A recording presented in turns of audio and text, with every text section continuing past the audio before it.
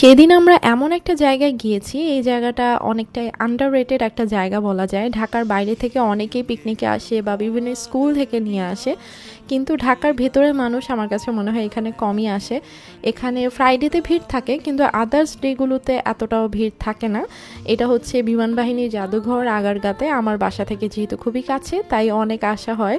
আপনাদের যাদের বেবি আছে, বেবি নিয়ে কিন্তু বিকেলবেলা এখানে ঘুরতে আসতে পারেন, কারণ যেহেতু একটা খোলামেলা পরিবেশ, বেবিরা অনেক এনজয় করে। আর আমরা যারা ঢাকায় থাকি, আমাদের বেবিরা তো একদমই ফ্ল্যাটের মধ্যে বন্দি।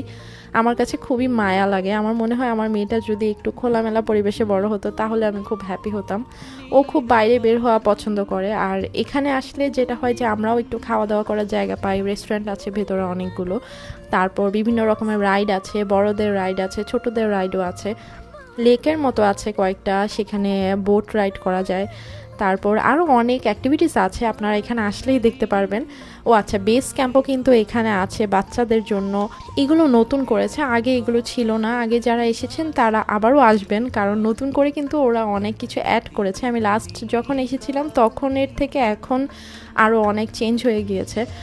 আমার কাছে এই রকম হ্যাপিনিং প্লেসগুলো অনেক ভালো লাগে, যেদিকেই তাকায় কিছু না কিছু হচ্ছে, বেবিরা খেলছে, সবাই ঘুরতে আসছে বাচ্চাদের নিয়ে, ফ্যামিলি নিয়ে, এগুলো দেখতে ভালো লাগে। এই যে খোলা মাঠ আছে, বাচ্চারা ফুটবল খেলছে, আমার মেয়ের বাবা তো মেয়েকে কাঁধে নিয়ে নিয়ে ঘুরছে। তারপর এখানে একটা বড় রেস্টুরেন্ট আছে, এখানে কয়েকটাই রেস্টুরেন্ট আছে। এই রেস্টুরেন্টটাতে দেখলাম যে সুন্দর লাইভ মিউজিক হচ্ছে। অনেকগুলো বড়দের রাইড আছে, যেগুলোতে আমরা আগে আসলে উঠতাম, কিন্তু এখন ইরহার জন্য উঠতে পারি না। এখন আমরা জাস্ট দেখছিলাম। একটা খুবই ভয়ঙ্কর রাইড আছে এখানে, এটাতে আমি ওঠার ইচ্ছা ছিল, কিন্তু আমি মনে হয় না এখন আর উঠবো, কারণ সেদিন দেখলাম যে একজন ওই রাইডে উঠে পুরো বমি করে দিয়েছে, তার অবস্থা একদমই খারাপ। তারপর আমরা খুঁজছিলাম যে এমন একটা রাইড যেখানে আমরা আমাদের মেয়েকে নিয়ে উঠতে পারবো। দেন এই ট্রেনটা পেলাম। এই ট্রেনটা হচ্ছে নর্মাল একটা ট্রেন, আমার খুবই মজা লাগছে এটাতে উঠে। জাস্ট একবার লেকটার চারপাশে ঘুরায়, এখানে আমরা টিকিট কাটলাম, তারপর একদম সামনের সিটে বসেছি। ট্রেনে উঠে আমার মেয়ে ঘুমিয়ে যাচ্ছে, ট্রেনটা তো দোলে, তো এই দোলার কারণে ওর ঘুম চলে আসছে।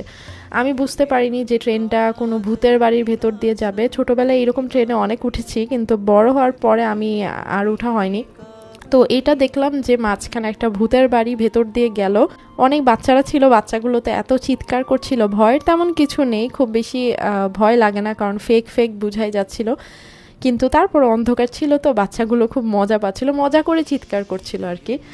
সো এই তো, তারপর আমার ফোনের চার্জ শেষের দিকে ছিল, আর ফুটেজ নিতে পারিনি। ওখান থেকে আমরা একটু হসপিটালে চলে এসেছিলাম, ইরহার একটু চেক আপ করানো ছিল।